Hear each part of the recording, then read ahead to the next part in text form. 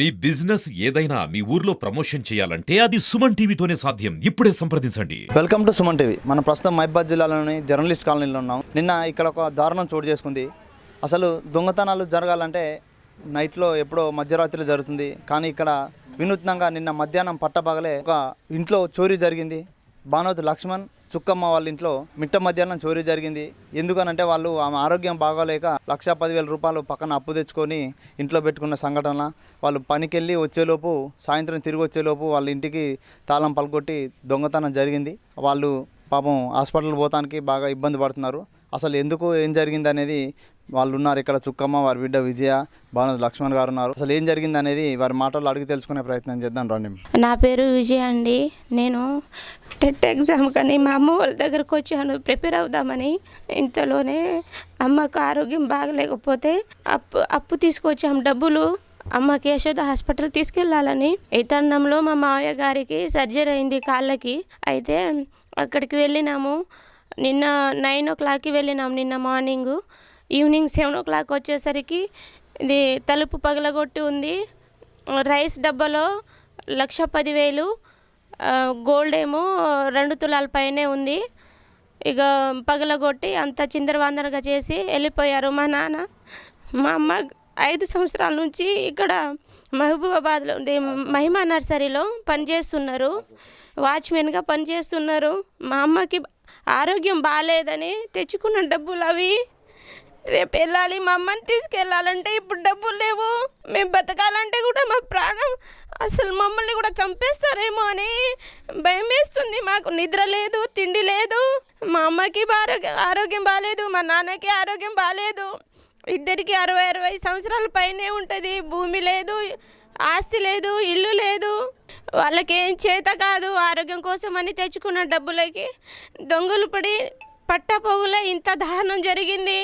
మమ్మల్ని న్యాయం చేస్తారని కోరుకుంటున్నాం. నిన్న 7 o'clock వచ్చి మేము చూసేసరికి ఇదంతా చిందరవందరగా ఉంది. అంత పగలగొట్టి ఉంది. డబ్బులు లేవు, గోల్డ్ లేదు. అంతలోనే నేను 100కి డయల్ చేసినాను. పోలీస్ సార్ వాళ్ళు, ఎస్ఐ గారు, సిఐ సార్ గారు వెంటనే స్పందించి వచ్చారు. ఇక్కడికి వచ్చి అంత విచారణ చేశారు, చూశారు. వెంటనే స్పందించి ఈరోజు మార్నింగ్ కూడా వచ్చారు సార్ వాళ్ళు.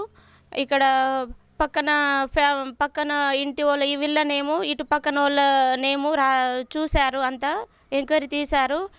బాగానే స్పందించారు. తొందరగా చూసి నిందితులను పట్టుకొని మాకు ప్రభుత్వం మమ్మల్ని న్యాయం చేయాలని కోరుకుంటున్నాము.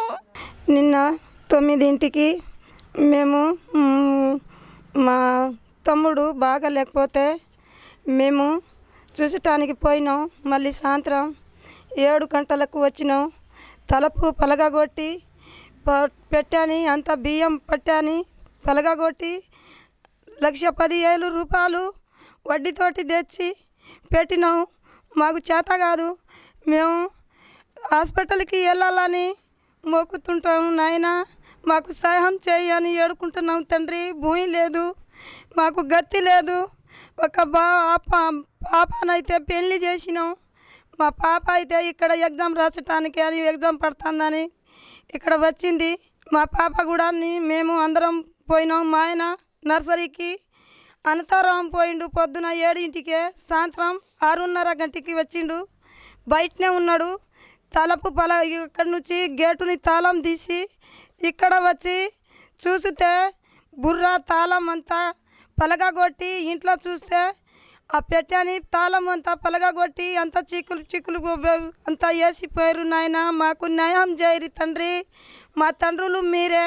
మాకు గతి లేదు నాయన. ఈ ఏజ్ మీద మేము అన్ని సంవత్సరం నుంచి 5-6 సంవత్సరం నుంచి ఇక్కడ బతున్నాం. మేము జీతం ఉండి, వాచ్మెన్ ఉండి నర్సరీలో మేము ఆపదానైనా చేస్తే మీరు వచ్చి అయినా చూడండి, మాకు సహాయం చేయని మోగుతున్నాం తండ్రి. మీ కాళ్ళ పడతా కానీ మాకెళ్ళి చూడురా నాయన.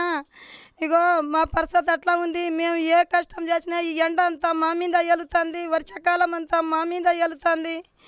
ఈ తిరిగా కష్టం చేసి మా బతకాలని మాకు ఇక్కడ ఎవరు అతిగతి లేదు. చుట్టుపక్కల మేము వాచ్మెన్ ఉండి బతకాలని ఆ డబ్బులు జీతం ఉండి కొద్ది గొప్ప మేము అటు నుంచి ఇటు నుంచి తెచ్చి రేపు మేము హైదరాబాద్ వెళ్ళాలని చూస్తుంటే మా బిడ్డ తీసుకెళ్తామని అంటే ఇగో అంతా వచ్చి దోబడి చేసుకొని తీసుకొని వెళ్ళిర్రు. నాయన మాకు ఒక న్యాయం చెప్పురి, మాకు ఒక న్యాయం, మాకు మాకు ఒక మా డబ్బులు మాకు సాయం చేయరని మొక్కుతున్నాం తండ్రి.